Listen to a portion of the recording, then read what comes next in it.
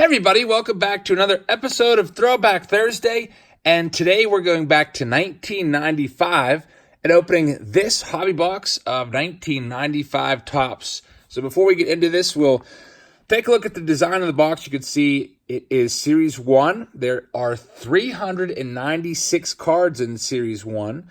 It's a lot larger than Series 2. Series 2 only has 264, and you can also see that it advertises more cards per pack, and also there is a Spectralite insert card in every pack.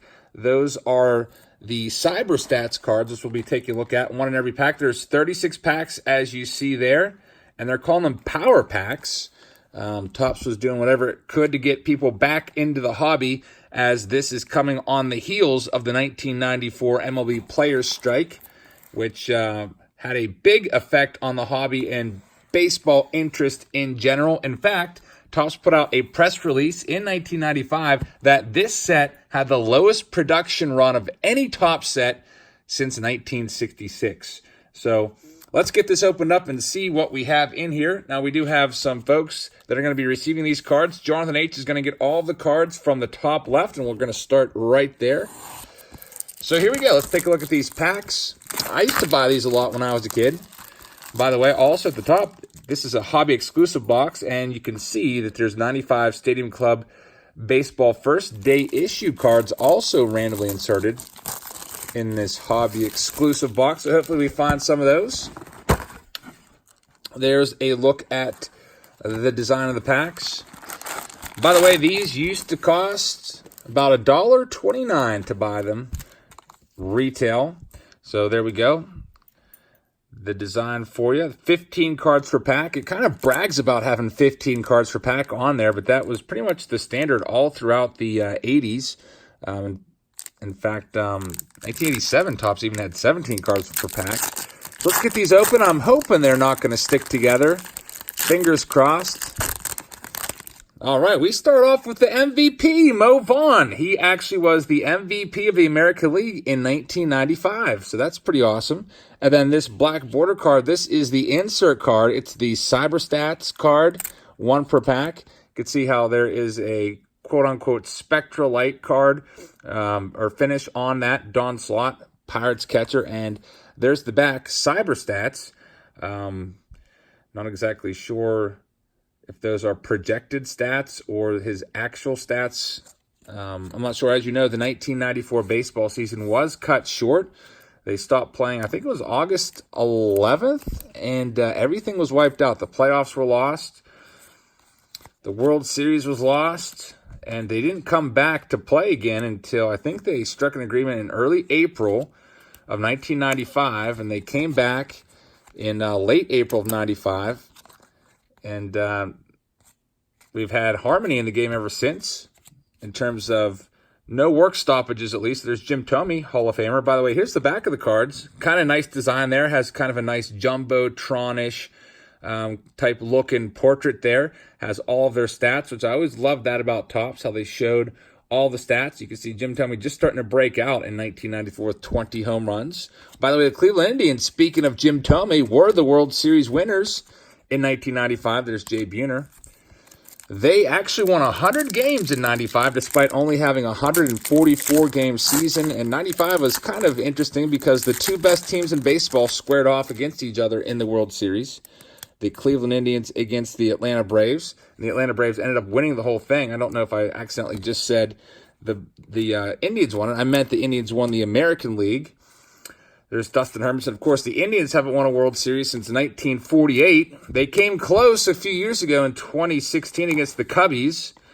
2 Tim Wallet cards. That's the second pack with doubles. Darryl Whitmore. But yeah, 1948, the last time for the Cleveland Indians. And their playoff hopes for this season are pretty much hanging on a thread right now, as they are on the outside looking in for the wild card, second wild card spot. All right, here we go. Next pack for Jonathan H. By the way, top rookies in this set. There aren't many top rookies in here. Basically, what we're looking for are, your Hall of Famers and All-Stars. Gotta love how Topps puts these going every which way. But in this set, the best card you could probably find in Series 1 is Derek Jeter. There's also some other standouts in there like Greg Maddux, Ozzie Smith, Barry Bonds, and so on. No Topps Gold in this set, so they kind of did away with that. They had Topps Gold in 92, 93, and 94. And now they're doing that Cyber Stats thing in 95. Of course, they eventually would go back to Topps Gold. There's our Cyber Stats card and Brent Maine. So I guess the Cyber Stat thing wasn't a huge hit. By the way, here are all of the odds that I failed to show you. You can see that the odds of finding a power pack, own the game baseball card, in this power pack is 1 in 120. Not so sure if I like the word power pack. I don't know, it just seems like a marketing term. John Smoltz, Hall of Famer, that's a good one. Derek Lilliquist. Then we have LaTroy Hawkins coming up. He had a nice long career. And then there's an all-star card of Matt Williams and Wade Boggs. Matt Williams probably had the worst loss from the 94 strike because he was on pace to break Roger Maris's single-season record. He was, I think he had like 43 home runs, it looks like. Yeah, 43 in August. So, at the beginning of August, he had a good shot at hitting 61. So that was a shame. Also, the Montreal Expos in 94. There's a nice big unit, Randy Johnson. Montreal Expos had a good shot at possibly going to the playoffs and winning the World Series that year. Sammy Sosa, before he started hitting 66 and 64 home runs every year. You can see he was awful with the White Sox for the most part. And then once he went to the Cubbies, something happened in 93, and he started to get pretty decent. Mark Dewey. And then we have Pat Henkin, who was a solid pitcher in the mid-90s. And here's a nice one. Cyber Stats, Craig Biggio, Hall of Famer. Of course, you probably know his son, Kevin Biggio, for the Blue Jays.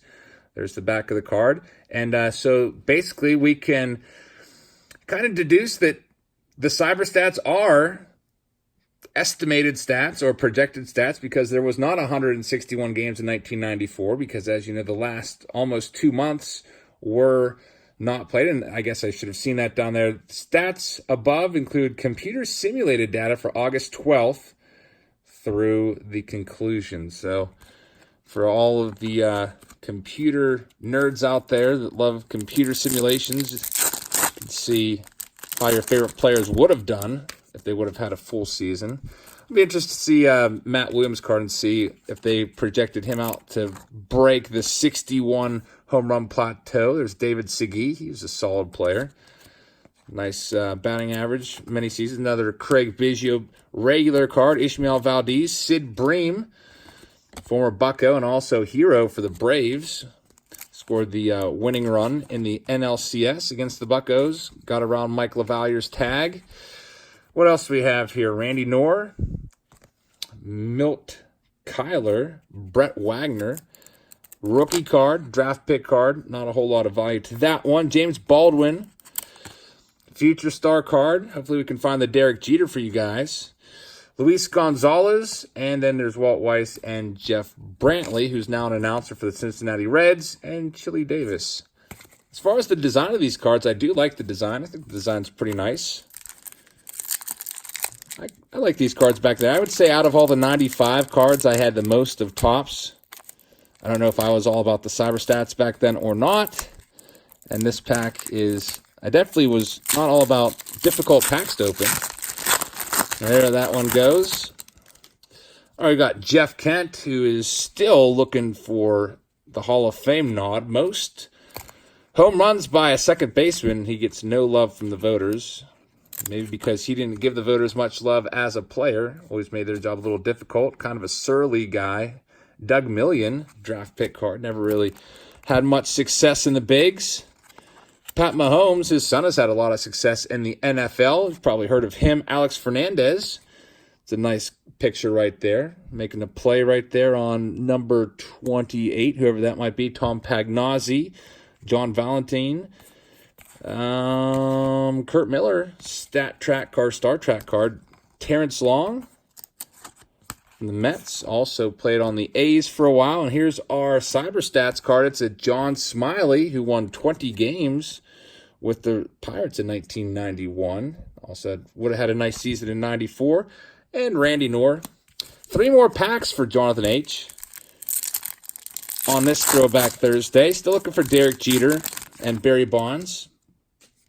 We've got a Hall of Famer right here, Harold Baines, to lead things off. Steve Buechele. These cards just go every which way. There's your 91 NL MVP, Terry Pendleton. Charles Nagy. And here's a 100th birthday card of Babe Ruth. And if you go by Beckett prices, that is the most valuable card in the set, I do believe, if I'm not mistaken. Actually tied with Derek Jeter at $2, according to Beckett Almanac. Babe Ruth 100th birthday.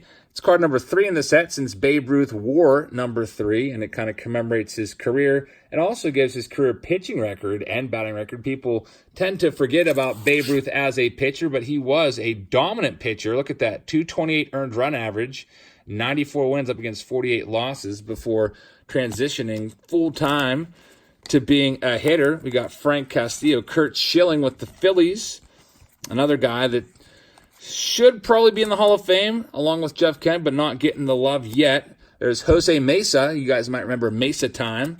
1995 was a good year for Jose Mesa and the Indians. Mark Thompson, Doug Million again, Stan Javier, and Dave Weathers, whose son Ryan Weathers is a prospect for the Padres. Might be seeing him in the big leagues pretty soon. I hope so, because I actually got a ball thrown to me from Ryan Weathers when he was about 10 years old or so, when he was just a kid, out there on the field with his dad.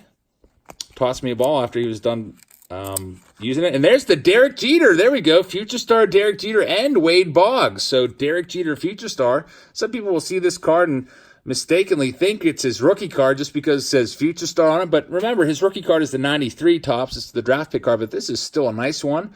That is Derek Jeter's, I guess, is it his first card in the Yankees uniform? I can't remember if he's in the Yankees uniform, the draft pick or not, but he's a 94 Topps card, and he's not on there by himself, so that's a nice card for Jonathan H. I like that one a lot. Jeter's going to be in the Hall of Fame very soon. Just he'll be elected this winter, I believe. There's Eduardo Perez, who is an analyst now for ESPN. There's Kirby Puckett and Dante Bichette. Of course, Bichette's son, Bo Bichette, has made his Major League debut this year with the Blue Jays. And here's the last pack for Jonathan H.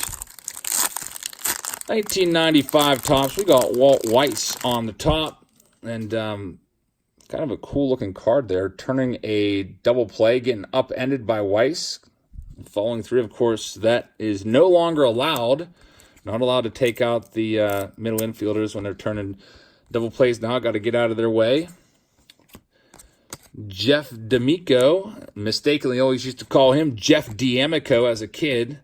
I used to butcher names as a kid. There's another Kirby Puckett. At least this one doesn't have paper loss. I think the last one had just a slight bit. These do slightly stick together, but they're not too bad. Some years of Topps I'm really scared to open because they just almost seem like they're glued together. And there's the Barry Bonds. I love that card of Barry Bonds. There he is, just tossing the bat down and watching a home run fly out of there. That's a beautiful card of Bonds. And you can see, started leading the league in lots of categories with the Pirates. And then, of course, once he went to San Francisco later in the late 90s, things would really take off and culminate in 2001 when he would hit 73 home runs in a single season. 73. Right now, Pete Alonso is leading the bigs with 51. He'd be trailing Bonds by like 20 at this point if they were head-to-head. All right, next up, we've got Robert N. getting the next stack. So we're going to go over to the top right and grab the top right stack out of there for Robert N. See if we can find a Jeter for Robert. And let's see, also we're missing, I don't think we found Greg Maddux yet, and we haven't found Ozzie Smith. And there's also some other All-Stars in there, like the Ken Griffey Jr. All-Star card. We'll be looking for those as well. There's Dante Bichette hamming it up at the helmet rack there. Kent Mercker from the Braves. Stat Track card. Another Trey Beeman, Andrew Lorraine, Johnny Ruffin. Gotta love how these are going back and forth. These are always kind of tougher to get through quickly. There's that Ken Griffey Jr. All-Star card we're talking about on there with Barry Bonds, so that's a nice one. There's Dwight Smith Jr.'s dad. Paul Molitor, Hall of Famer. That's a nice one. Scott Service, you guys might know him. Manager Scott Service. Jeremy Burnett's caught in a run down there, it looks like. Kurt Miller. Tino Martinez. Putting some balls back in the bucket there. Mike Morgan played for a ton of teams in his career. And Geronimo Baroa had one really outstanding season, if I remember correctly, where he hit like 35 home runs. But overall, not a terrible career. All right, next up. Now it seems like everybody hits 30-plus home runs. I forget the exact number, but I think we're on pace for like 80-some guys to hit over 30 home runs this year.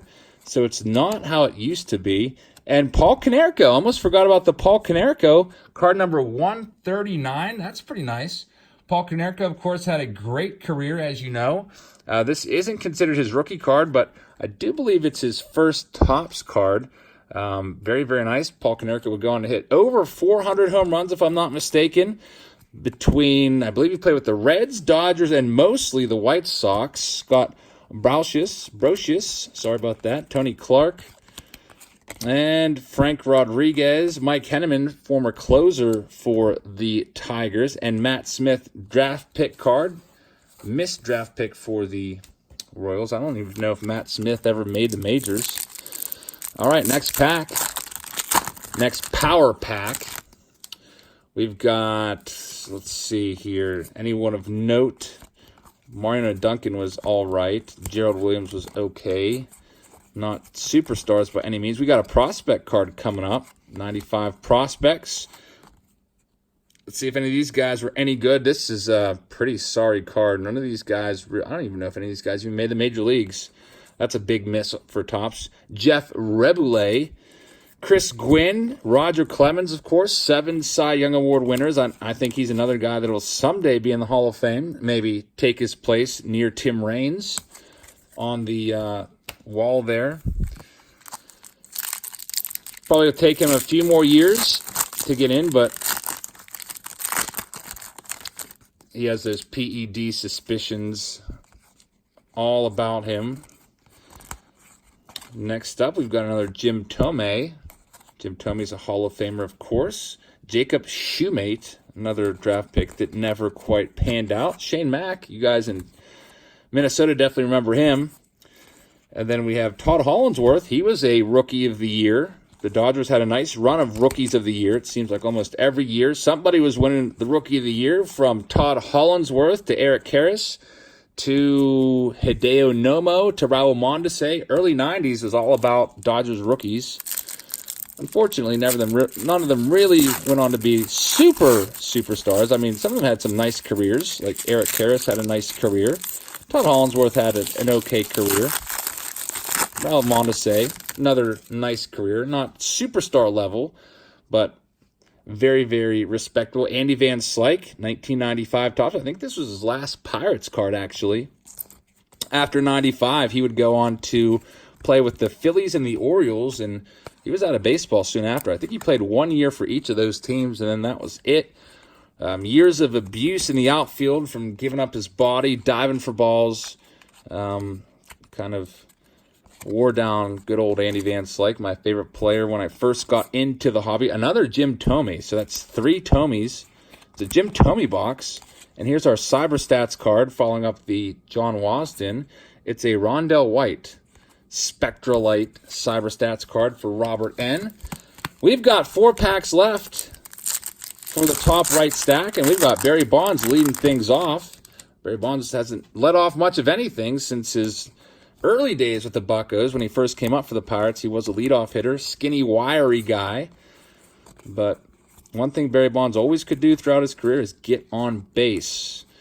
Frank Thomas and Jeff Bagwell. Here's another prospect card. Let's see if any of these guys were any good. Brian L. Hunter was not too bad. Kareem Garcia had a cup of coffee in the big leagues. There's Ken Caminetti, former MVP Ken Caminetti, and Fred McGriff, another guy who should be in the Hall. I mean, if Harold Baines is in there, you got to put Fred McGriff in his 492 home runs for McGriff. Kevin Apier, every card of Kevin Apier, he's always making the weirdest faces when he's throwing those pitches. Might have been part of his strategy to get the players to. There's Bip Roberts trying to corral a errant throw. Looks like maybe saving an error from somebody there. All right, so 3 packs left for this Throwback Thursday. We've got Tom Glavine, another Hall of Famer on the top. Tommy Glavine, 300-game winner. So we get these separated. There's Madman Jose Offerman. Call him a madman because I think was it the Venezuelan Winter League? He went out there, instead of just charging the mound like a sane person, you know, anytime anyone charges the mound, they do have a moment of insanity, but instead of just going out there like a normal person, he went out and charged the mound with a baseball bat and was swinging a baseball bat, literally trying to harm somebody. Ryan Klesko, I think there's footage of it out there somewhere. Jose Offerman, pretty sure that transpired a few years ago. And we're an instant winner. How about that? 120 packs are the odds of finding one of these. And this might be the first time I ever found one of these. That's pretty awesome. How about that? We'll check that out. That's the back card. We'll check that out in a second. Of course, now that's long since expired. I think my brother pulled a redemption for 1993 Topps Black Gold. I think he won the entire set, and I was super jealous about that back in the day. But let's see here. It is a redemption for Robert N. Steve Howe, of course, he was always getting suspended for substance abuse. J. Bell Spectra, and this is an instant winner. You are the winner of a Florida Marlins team set of 1995 Spectra-like cards. So you get the entire team set of those CyberStats cards, I guess. And that's pretty awesome. Own the game, no purchase necessary. There's how you claim your prize. Of course, it's long since expired, 1996. I wonder whatever happens to all these prizes that aren't redeemed, because you have to imagine that maybe upwards of 50% of these prizes go unredeemed because they sit in unopened packs like this and don't get opened until years down the road. So is there a big warehouse out there that Topps has filled with these unclaimed prizes?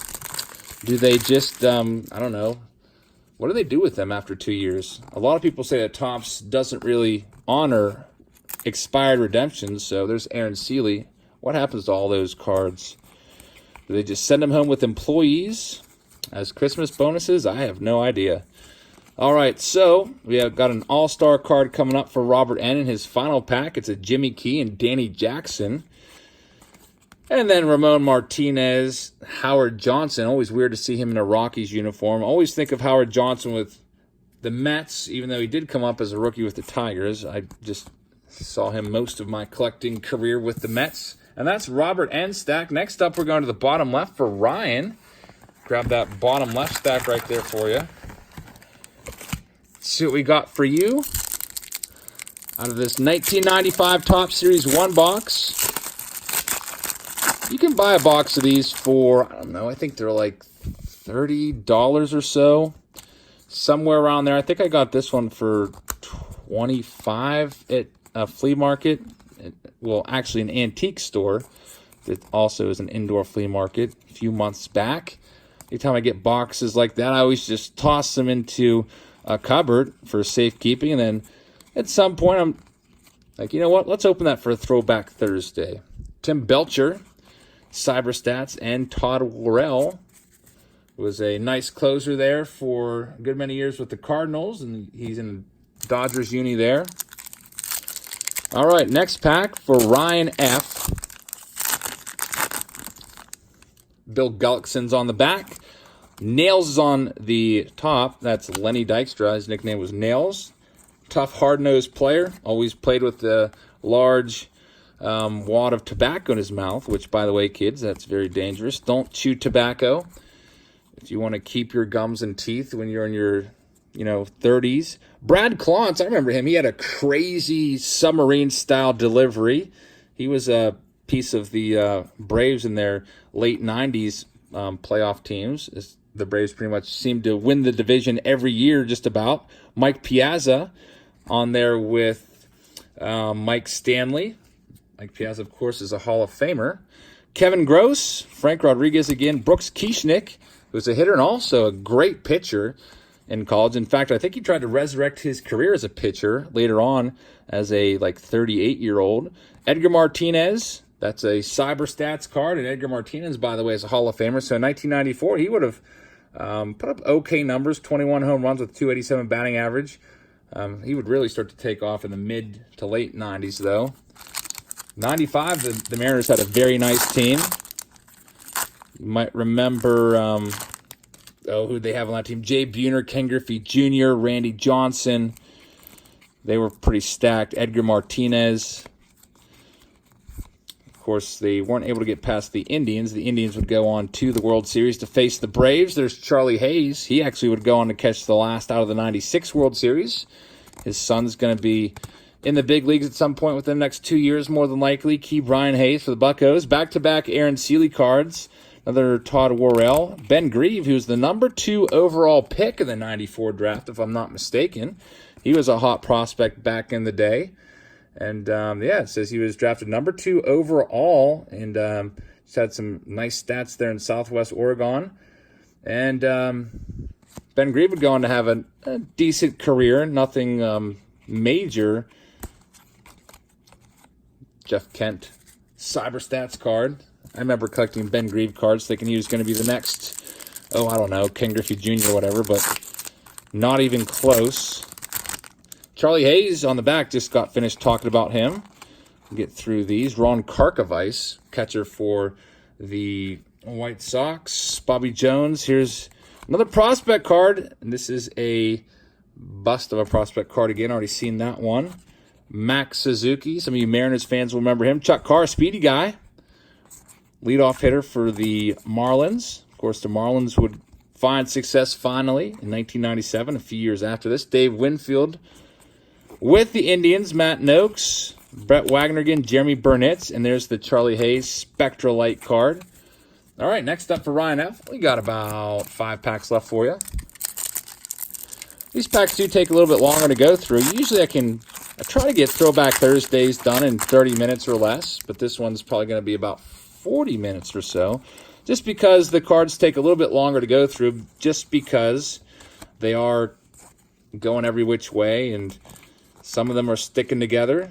Orlando Miller's Star Trek, 2 Jeff Tackett cards. I've seen that a lot in this box, with a certain card every pack being doubled up. Mickey Morandini, used to hate him for no reason as a kid. I think it's because he turned a triple play against the Buccos. Jeff Branson, who's now a coach with the Pirates, and Matt Whiteside. Yeah, I was a Pirates fan growing up. It's tough to be a Pirates fan anymore. I still have Pirates season tickets, but I haven't been to a game since May. Probably going to just cancel those next season. No one seems to even go to Pirates games anymore. They struggle to get over 9,000 people in the stands. It's just been an absolute... This might be the worst year that the Pirates have had overall. Winning, 65 games maybe, 90-plus losses for sure. They're already over 90-some losses. But not just that, it's just all the turmoil that they've had in the dugout, fights on the field, pretty much hated by everybody. There's a Paul Konerko in there again, by the way. No one likes the Pirates, at least the opponents. I've seen the Cincinnati Reds and Buccos go at it for the Pirates headhunting and throwing inside. And Chicago, the Cubs, also not getting along with the Pirates. They also don't appreciate the Pirates going inside. And I don't know. I think for the Buccos, it might be time for a change. Wholesale changes throughout the organization. Maybe it's time for Clint Hurdle to go. And Ray Searage. Always makes you wonder. CJ Nikowski, he's a Rangers announcer, and also he's on MLB Network a couple days a week. Guys like Garrett Cole, who were okay with the Pirates, but they go on to become one of the best pitchers ever in the organization for the Astros. I mean, Garrett Cole never really even struck out more than a batter per inning with the Buccos. He goes to Houston. He's got 316 strikeouts this year with the Astros, setting a franchise record for the Stros. There's Chris Sabo, who lost his glasses there and looks a little bit worried as to where they might be. Don't really see that too often. Looks like he finally got contacts. Oh, never mind. There he is. He's got the glasses on right there. Chris Sabo, fan favorite. by some people. Then we've got another Craig Biggio, Ben Grieve again, cheesing with the baseball. What's the baseball, by the way? That's an American League ball, official ball of the American League. They didn't standardize the balls to be the same until 2001, I think it was. Before then, each league used its own ball. The American League had their own ball, and the National League had their own ball, and the balls actually said either American League or National League on it, and they just had the American League president's signature on them. And we've got a Babe Ruth coming up, or the National League president. Babe Ruth, 100th anniversary of his birthday. It's a cool one. It's the second one we've pulled of that.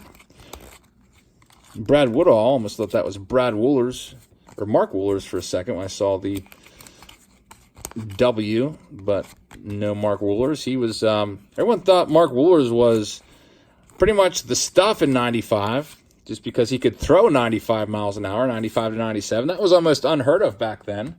You know, you were pretty lights out if you were throwing like 93 to 95, but now if you're throwing 93 to 95, you're kind of like, just kind of like a middle reliever type, kind of like soft tosser. Seems like now everyone's throwing 98, 99, 100.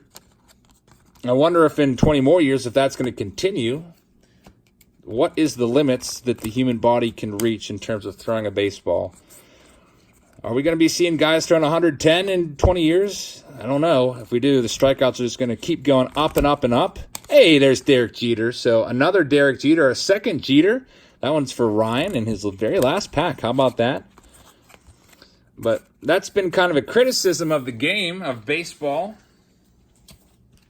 Bottom right, Dan H., the number of strikeouts in the game. You always hear these old-timers, whenever they're interviewed about the state of the game, they really just kind of lament about the number of strikeouts and how the game is a little bit more boring now because there's so many strikeouts, not as many balls put into play. There's actually more strikeouts than hits, which I think that happened for the first time last year.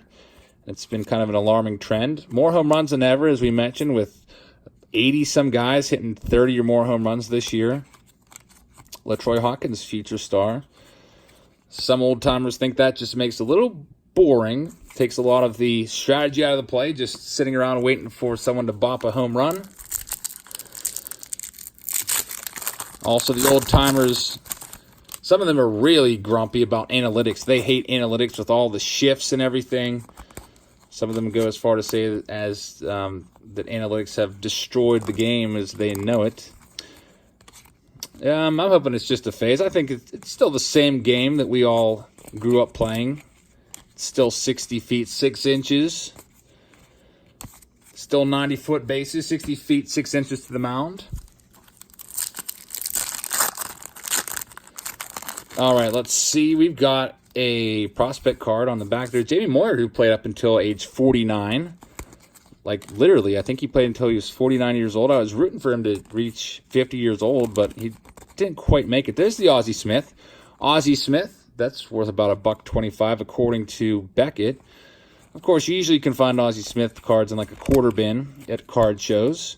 Future star James Baldwin. Not quite a star, but he was a serviceable like number 3 type pitcher in the White Sox rotation there. All right, next pack for Dan H. Let's see if we can find Dan H at Jeter also. How about a Barry Bonds? That's pretty nice. A CyberStats Barry Bonds. By the way, the pricing on the CyberStats card is roughly 2.5 times what the base card is worth. So if this card is worth, I think it's like $1.50 or something like that, you're probably looking around a $5 card or so. Only thing about this card, it's slightly off center and kind of cut a little bit weird. You can see it's almost slightly angled there. Almost a diamond cut card. Sometimes you see cards that are so off center they look like they're almost like diamond centered. All right, we've got a double prospect card of Mr. Submariner Brad Klontz. There's Harold Reynolds. Everyone knows Harold Reynolds, the analyst. He's been more popular commenting on games than he was ever playing. And then we have Lenny Dykstra again. And we're down to our last 5 packs of 95 Topps. Hopefully you guys liked this video and going back to 95. Let me know if you collected 95 Topps. not a whole lot to chase after 95 Topps in terms of inserts. As you saw, basically no inserts whatsoever except for those Stadium Club first day issue ones that were advertised on the box, which we haven't seen yet.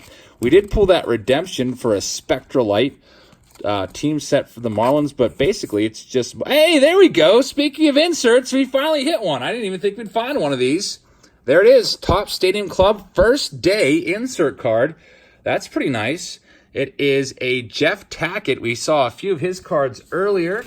I forget what the odds were to find one of these first day, but it's pretty cool that we found one of these. Trying to figure out what these are worth. That's pretty awesome, Dan. I mean, it's just a common in terms of Jeff Tackett, but basically this is what maybe one of these days we'll do a 95 Topps Stadium Club Throwback Thursday at some point. Maybe, maybe not.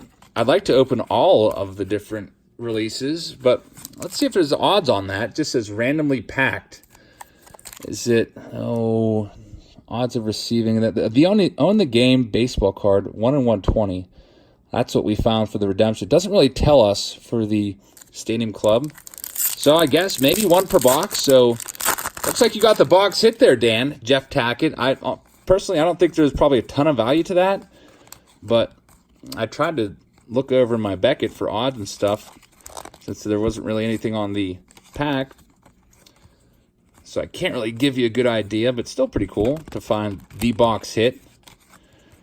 All right, Billy Hatcher and Juan Gonzalez, who all throughout the 90s basically mashed. You can see he was leading the league there in 92 and 93. 94, the strikes shortened season. Didn't have the same numbers, and baseball is a game of suffering, Juan said. That's kind of a downer, but baseball was beautiful. A 94 season that was suffering to Juan was beautiful to mere mortals.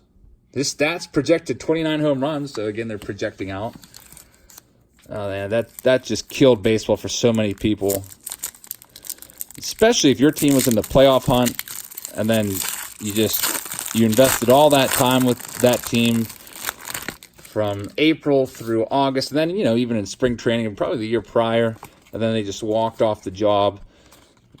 Really, really sad that had to happen, but luckily it has produced a long stretch of owners and players getting together to work things out. There's still not